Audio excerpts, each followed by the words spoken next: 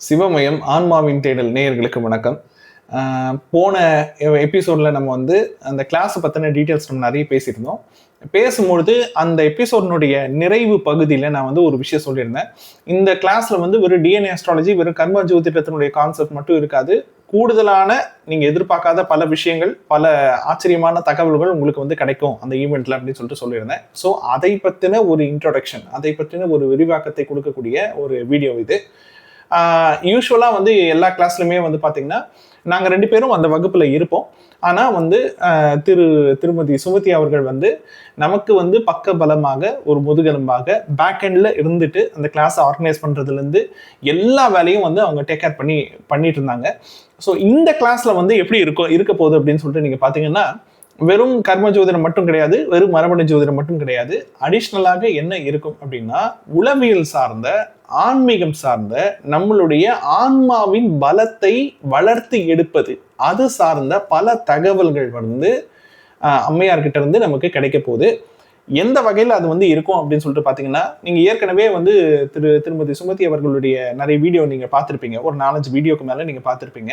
அதில் வந்து இந்த ஃபோட்டோ, வீட்டில் வந்து ஃபோட்டோ மாட்டி வைக்கிறது சம்மந்தப்பட்ட அந்த வீடியோவாகட்டும், பல கருத்துக்கள், அதாவது நம்மளுடைய ஆன்மாவின் பலத்தை பெருக்குவது எப்படி, நெகட்டிவ்ஸ் வந்து கிளென்ஸ் பண்ணுறது எப்படி, எண்ணங்களை சுத்திகரிப்பது எப்படி, அடுத்தவங்க கிட்ட இருந்து தீய எண்ணங்கள், தீய வைப்ரேஷன் நம்ம கிட்ட நெருங்க விடாம தடுக்கிறது எப்படி, இது சம்மந்தப்பட்ட பல தகவல்கள் வந்து அவங்க கொடுத்துருப்பாங்க. அவங்களுடைய வாழ்க்கை அனுபவத்திலிருந்து, கொஞ்சம் நஞ்ச அனுபவம் கிடையாதுங்க, நிறைய அனுபவம், நிறைய இறை அனுபவம். இந்த சின்ன வயசுல அவர்களுக்கு அந்த இறை அருள் மூலியமாக கிடைக்கப்பெற்ற அந்த அனுபவத்தின் மூலியமாக ஏற்கனவே யூடியூப்ல பல வீடியோஸ்க்கு வந்து அவங்க கருத்துக்களை ஷேர் பண்ணியிருப்பாங்க, பகிர்ந்திருப்பாங்க.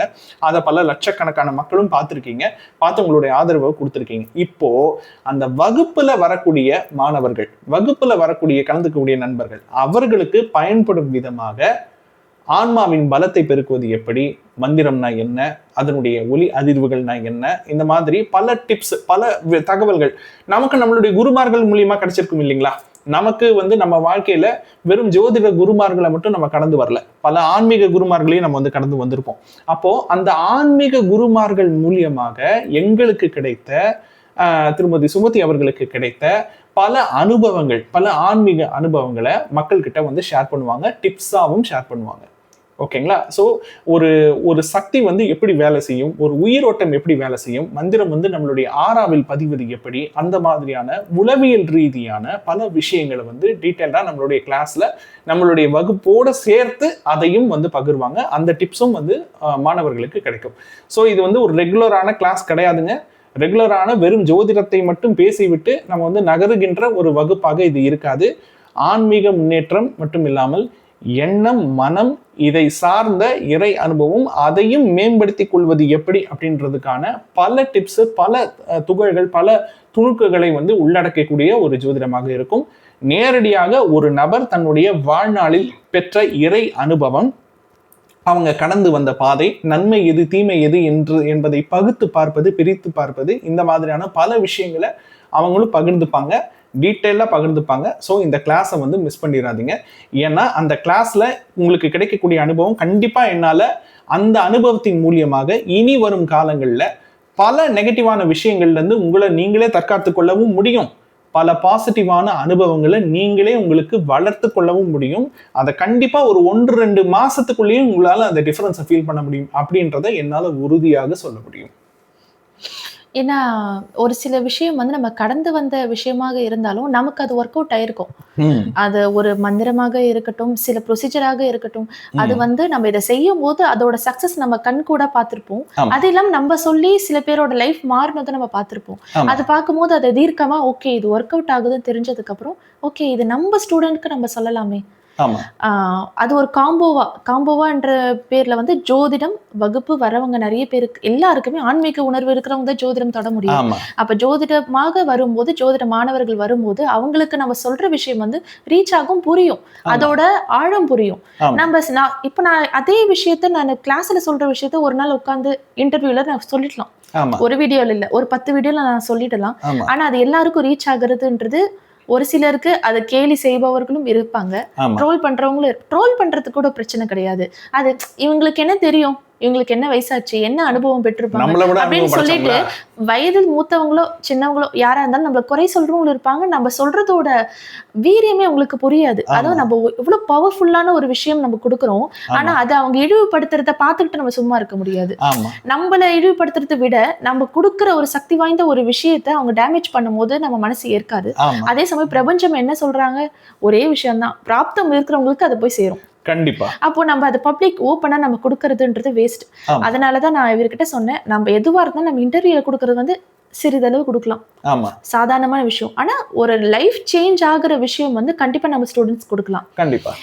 அதனாலதான் இப்படி ஒரு பிளான். ஜோதிடத்தோட ஆன்மீகம் கலந்த ஒரு விஷயம். ஆமா இன்னொன்னு அது பரிகாரம் போக்குல கிடையாது. அப்புறம் நினைச்சிட போறீங்க விஷால் அவர்கள் அவர் மனைவியை வச்சு பரிகாரம் சொல்ல போறாங்க. ஆமா வாய்ப்பே கிடையாது, பரிகாரமே கிடையாது.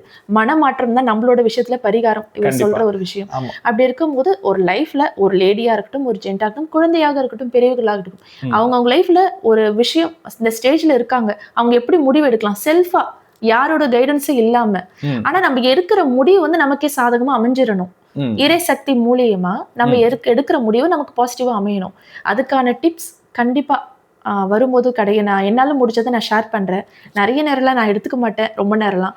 எனக்குன்னு ஒரு 1/2 hour கிடைச்சா போதும், 1 hour கிடைச்சா போதும். நமக்கு 40 பேர் வரீங்களோ 100 பேர் வரீங்களோ அவங்களுக்கு வரைக்கும் அது போய் சேரட்டும்.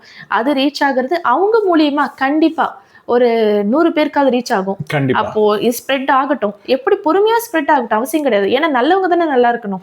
ஆமா இதுல வந்து ரொம்ப ஸ்பெஷலான விஷயம் என்னன்னா, நான் ஒரு விஷயத்தை இடையில சொல்ல தவறிட்டேன். இவங்க சொல்லும் போது எனக்கு அந்த விஷயம் ரொம்ப முக்கியமான ஞாபகத்துல வந்துச்சு. ஆனா அந்த விஷயத்தை ரொம்ப நீங்க முக்கியமா நோட் பண்ணணும். இப்ப இவங்க சொன்னாங்க இல்லைங்களா, ஆன்மீக அனுபவம் தன்னுடைய ஆன்மாவின் பலத்தை, சிந்தனையின் பலத்தை, மனதின் பலத்தை தானே அதிகரித்துக் கொள்வது எப்படின்ற மாதிரியான விஷயங்களை வந்து ஷேர் பண்ணுவோம் அப்படின்னு சொல்லிட்டு இவங்க சொன்னாங்க. ஆனா இதை கேட்கும்போது மக்கள் ஒரு விஷயத்துல தவறா புரிஞ்சுக்கூடாது. என்ன தெரியுங்களா, இன்னைக்கு வந்து ஆன்மீகம்னாலே கடவுளை ப்ரமோட் பண்ற மாதிரி ஆயிடுச்சு. ஆமா அவங்கவுங்க ஒரு இஷ்ட தெய்வத்தை வச்சுக்கிறாங்க, அது அவங்கவுங்க விருப்பம். ஆனா இவங்க என்ன பண்றாங்கன்னா, இஷ்ட தெய்வத்தை வச்சு பிசினஸ் பண்ண ஆரம்பிச்சிடுறாங்க. ஆமா ஓகேங்களா, வாராகி ஆகட்டும், பிரத்யங்கரவாகட்டும், சாய்பாபாவாகட்டும், ஒவ்வொருத்தரும் ஒரு குருவையோ ஒரு இஷ்ட தெய்வத்தையோ வச்சு கும்பிடுறாங்க. அது தனிப்பட்டு அவங்க கும்பிடுறதுல எந்த தப்பும் கிடையாது. ஆனா அவங்க கும்பிடுற அதே சாமிய ப்ரொமோட் பண்ணி எல்லாரும் அந்த சாமிக்கு பக்தராக அடிமையாக மாற வேண்டும்னு நினைக்கிறது ரொம்ப ரொம்ப தப்பு. கரெக்ட்டுங்களா? சோ இங்க நாங்க எந்த குறிப்பிட்ட தெய்வத்தையோ குறிப்பிட்ட குருவையோ ப்ரமோட் பண்ணுவதாக இல்லை. அந்த இப்போ இவருக்குள்ள இருக்கிறது ஒரு தெய்வம், ஏதோ ஒரு தெய்வ சக்தி. ஒவ்வொரு மனுஷனா பிறந்தவங்களுக்கு கண்டிப்பா ஒரு தெய்வ சக்தி இருக்கும். அது எனக்கு பைரவர், அவருக்கு சிவன், அந்த மாதிரி சொல்லிட்டு ஒவ்வொருத்தருக்கு முருகர் கூடிய இருப்பாங்க, ஒருத்தருக்கு வாராகி, ஒருத்தருக்கு வனதுர்க்கை, பேச்சியம்மன் அப்படின்னு சொல்லிட்டு ஒருத்தரோட டிராவல் ஆகிறதுக்கு ஒரு தெய்வம் இருக்கும். அது ஒரு சிலருக்கு புரியறதுக்கு டைம் ஆகும், சில பேருக்கு புரியாமே அவங்களோட காலத்தை கடந்துருவாங்க. சில பேர் கூட எச்சினியெல்லாம் இருக்கும். அவங்களோட நெகட்டிவ் நடக்கும் போது அது எந்த மாதிரி எச்சினின்றது யாருக்குமே தெரியாது. ஆனா பிறக்கும் போதே ஒரு தேவர், ஒரு தேவதைன்னு சொல்லக்கூடிய ஒருத்தரோட நம்ம பிறக்கிறோம். அப்போ அவங்க நம்மளோட இருக்கிறத நம்ம எந்த மாதிரி அவங்கள அப்ரோச் பண்ணா, இப்போ உங்களுக்குள்ள இருக்கிற என்ன தெய்வம்ன்றது உங்களுக்கு தெரியும், எனக்கு தெரியணும்னு அவசியம் கிடையாது. ஆனா நம்ம சொல்ற ப்ரொசீஜர் அவங்க எடுத்துக்கணும். எடுத்துக்கும் போது உள்ள இருக்க தெய்வ சக்தி, அதாவது கடவுள் சொல்வீங்க, அது உள் கடந்து கடவுள். சோ உங்களை நீங்க திருப்தி பண்ணும், ஆத்ம திருப்தின்னு ஒண்ணு வேணும். சோ ஆத்ம திருப்தின்னு ஒரு விஷயம் நமக்கு நடக்கும் போது ஆட்டோமேட்டிக்கா இறை சக்தி எங்க இருந்தாலும், எந்த தெய்வமா இருந்தாலும், நீங்க இது வரைக்கும் வணங்காத தெய்வமாக இருந்தாலும் உங்களோட கனெக்ட் ஆகுறத நீங்க உணர்வீங்க. இது வரைக்கும் அந்த தெய்வத்துக்கு நீங்க பூஜை எதுவுமே பண்ணியிருந்திருக்க மாட்டீங்க. சொல்ல போனா அந்த தெய்வத்தை பத்தின ஒரு ஐடியாவே உங்களுக்கு இருந்திருக்காது. ஆனா அவரோட சக்தி நீங்க உணர்வீங்க. கண்டிப்பா அந்த உணர்தல் வந்து கண்டிப்பா அதுல இருந்து ஒரு 48 days, சில பேருக்கு 21 days, சில பேருக்கு அன்னைக்கே அவங்க அந்த தெய்வ சக்தி தன்னுள், அதாவது நானும் பெரிய ஆளு, இங்க யாரும் பெரியவங்க சின்னவங்க கிடையாது, உங்களுக்குள்ள ஒரு சக்தி இருக்கு, அந்த சக்தி இருக்குன்றது நீங்க நம்புறனாலதான் இருக்கும். கண்டிப்பாக. அதுவும் எப்படின்னா, நம்ம அந்த ஆர்ஜே பாலாஜி படத்துல வர மாதிரி அந்த கடவுளுக்கு அவருக்கு அறிமுகமே இருக்காது. ஆனா ஏதோ ஒரு பந்தம் இருக்கும். அந்த கடவுள் வந்து அவங்களோட தொடர்புக்குள்ள முயற்சி பண்ணிக்கிட்டே இருந்திருப்பாங்க. ஆனா அதை சரியா கவனிச்சிருந்திருக்க மாட்டாங்க, அந்த சமிக்ஞைகளை கவனிச்சுட்டு இருந்திருக்க மாட்டாங்க. ஆனா இந்த ஆழ் மனதை சீர் செய்வதன் மூலியமாக இதுக்கப்புறமா இயற்கை சொல்கின்ற ஒளி, இயற்கை உங்களுக்கு கொடுக்கக்கூடிய அனுகிரகத்தை நீங்கள் உணர ஆரம்பிப்பீர்கள். அதுக்கப்புறம் உணர ஆரம்பிப்பீர்கள். நமக்குள்ள இருக்கிற கடவுளை அவங்க உணர போறது கிடையாது, அவங்களுக்கு உள்ள இருக்கிற கடவுளை அவங்க உணர போறாங்க. ஓகேங்களா? அது ஆண் தெய்வமோ, பெண் தெய்வமோ, குழந்தை தெய்வமோ, அக்ரசிவான ஒரு கடவுளோ, அதை உக்ர கடவுளோ, இல்ல சாந்த சுரூபமாக இருக்கக்கூடிய கடவுளோ, ஒவ்வொருத்தருடைய ஆறாமும் ஒவ்வொரு தெய்வத்தோட கனெக்டடா இருக்கும். ஓகேங்களா? நம்ம ஏற்கனவே பல இன்டர்வியூல சொல்லியிருக்கோம், அது அவங்க செய்யக்கூடிய வேலை அவங்களுடைய சுபாவத்தோட நெருங்கிய தொடர்பு கொண்டது அப்படின்னு சொல்லிட்டு. அதை நீங்கள் தெள்ள தெளிவாக இந்த ஆன்ம முன்னேற்றத்துக்கு பிறகு உணர ஆரம்பிப்பீர்கள். கொஞ்சம் கொஞ்சமா நீங்க உணர ஆரம்பிப்பீங்க. அதுக்கு முன்னாடி நமக்கு நெகட்டிவ்ல இருக்கிறோன்றத ஃபர்ஸ்ட் உணரணும்ல. அது ஒரு பக்கம் உணரணும், இன்னொரு பக்கம் செக் பண்ணி பார்ப்போமே, அவங்க சொல்றது மேட்ச் ஆகுதான்னு சொல்லிட்டு ஒரு செக்கிங் மனநிலையில நீங்க வந்தீங்கன்னா ஜீரோல இல்ல, நீங்க மைனஸ்ல தான் போவீங்க. கண்டிப்பா. ஒரு நம்பிக்கைன்னு ஒண்ணு வேணும்ல. நம்பிக்கை இருந்தா தான் எல்லாமே சாத்தியம். ஓகே, இவங்க சொல்றாங்க, அப்ப ஏதோ ஒரு விஷயம் நமக்குள்ள இருக்குல்ல, நம்ம அது என்னன்னு பார்க்கலாமேன்னு ஒரு முயற்சி பண்ணணும். என்னதான் இருக்குன்னு பார்ப்போம் அப்படின்றது முயற்சி பண்ணக்கூடாது.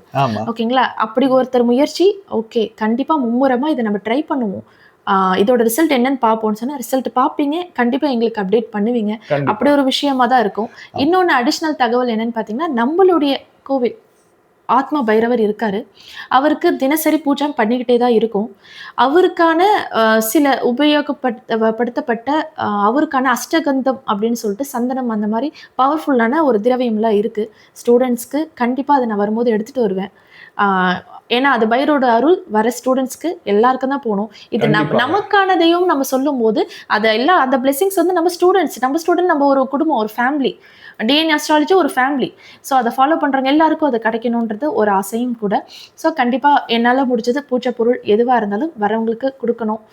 அவரோட ஆசீர்வாதம் எல்லாருக்கும் கிடைக்கணும். எல்லாரோட லைஃப்பும் சேஞ்ச் ஆகணும். அவங்கவுங்க பாசிட்டிவ் எது நெகட்டிவ் எதுன்னு கர்மா பேஸ்ட்லையும் தெரிஞ்சுக்கணும், ஆரா பேஸ்ட்லையும் தெரிஞ்சுக்கணும். ஓகே, இதுதான் எங்களோட மோட்டிவ்.